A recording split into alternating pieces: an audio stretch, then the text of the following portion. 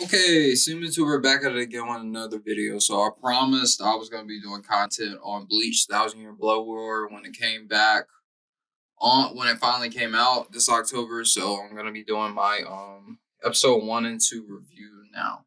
So episode 1. The nostalgia really hits you in episode 1.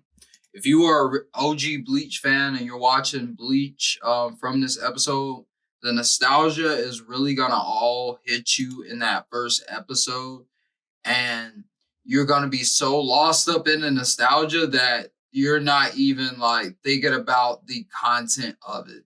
And then you gotta go back and watch it, and you gotta go back through and reassess things for what they really are. But still, even after all that nostalgia, and you go back and you're assessing what really happened in the content that really was in that first episode, the artwork, the animation, the level of detail, and the content, and the things that they and the pacing and how they are structuring some of the things that happen in the first that's gonna happen in the 1000 Year Blood War, and in the first section of the 1000 Year Blood War, how they are switching around scenes, how they are placing things and making them fit better in the overall story of the 1000 Year Blood War is amazing from what I've seen so far.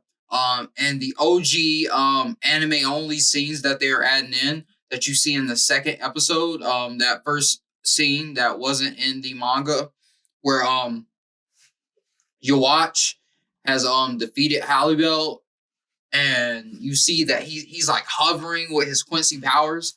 That is a amazing scene, and the level of detail and the animation, and just like the feeling that you get from these first two episodes, like the downness, the suffering, the pain that you feel from the characters just through just through watching that, you feel like the emotion and stuff. Like, if you haven't watched Bleach all the way through, you won't feel a lot of these things. But if you have been with Bleach for the long run, and you've got to know these characters, you got invested in these characters, and you've even watched through their Rancor arc, and then like you feel like the desperation and the defeat when you see some of these characters get defeated, like you really feel it, and you really feel like the desperation that the characters are feeling when like this new enemy has came in. This new enemy has defeated the vice captain of Squad 1.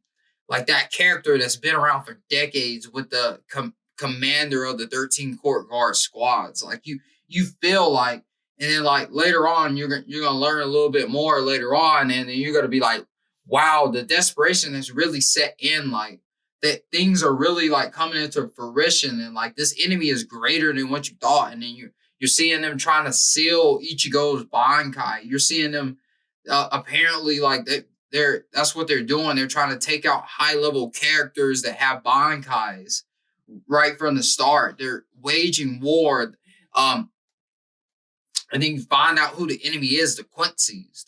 The Quincy's have they've killed off a ton of hollows. They unstabilized the soul society in the world of the living. This literally is like the end of the world as the Bleach universe knows it. This war is going to be the end of the world as they know it.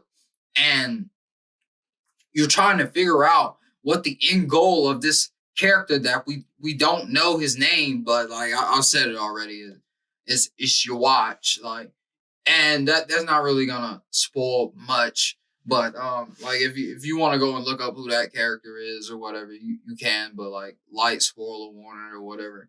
But yeah. So like you're trying to figure out, they're calling this person a commander, and like and if you go back and you look at things, and then you'll see looks kind of similar to someone we've seen earlier in the series from other things. But that's a thing for another time. So you're seeing like this desperation, you're seeing all of this, and so you really get the feel of how great of like a enemy this is, how great of a moment in the series this is, how monumental and how like game changing the things that are about to come are going to be in the Bleach universe. Like this is like it shows you like how much time was put into this final arc, and it shows you that like a lot of things are going to change within this arc, and it's going to be a lot of things that a lot of people aren't going to like. It's going to be a lot of characters that might not make it. Just right off the get-go, you're seeing that like it could be a lot of characters that aren't going to make it, and some of your favorite characters might be ones that are on the chopping block in this arc. So the first 2 episodes are really amazing. Animation, everything is top tier. This story pacing and everything is great. Like they aren't rushing it too much. Like they aren't putting a whole bunch of content in each episode, which I'm liking. So it seems like they're going to flesh out things a little bit more. We're going to get a longer story than what we might have originally thought. So I'm liking it. That's all I really got for this one. Make sure you stay tuned to my other videos on Bleach and stuff. I'm gonna see you on another one. Seemlytuber out. Peace. Make sure you check out 1,000-Year Blood War on Hulu if you're in the US, and Disney Plus if you are in other parts of the world. That's all I got for you. I'm outie. Peace.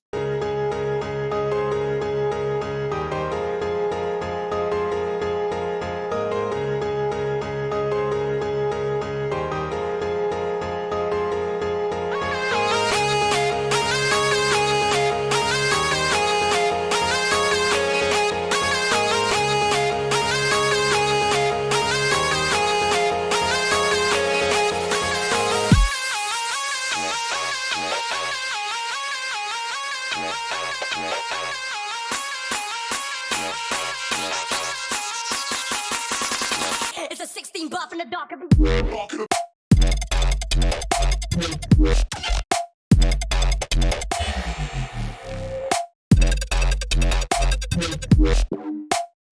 It's a 16 buff in the